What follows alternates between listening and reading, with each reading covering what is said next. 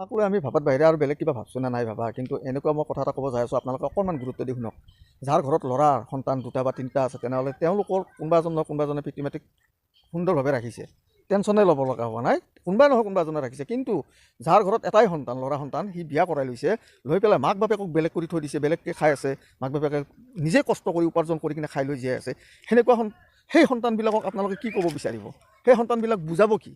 যিয়ে নিজৰ পিতৃ মাতৃক চিনি নাপায়, যিয়ে নিজৰ পিতৃ মাতৃক নিজৰ ঈশ্বৰতকৈও, যাক নেকি আমি ঈশ্বৰতকৈও ওপৰত আমি থ'ব লাগে, যিয়ে সঁচাকৈ ঈশ্বৰৰ লগত তুলনা কৰিব নোৱাৰে, ভগৱানৰ লগত তুলনা কৰিব নোৱাৰে, সেনেকুৱা পিতৃ মাতৃক বেলেগ কৰি থৈ পেলাই বিয়া বাৰু কৰাই লৈ পেলাই সুন্দৰভাৱে আৰামছে খাই লৈ জীয়াই আছে, কিন্তু মাক দেউতাকে কি খাইছে কি খোৱা নাই অকণমানো তেওঁলোকৰ টেনশ্যন নাই। সেইবিলাক সন্তানক আপোনালোকে কি ক'ব? অকণমান গুৰুত্ব দি কিনে ভাবকচোন।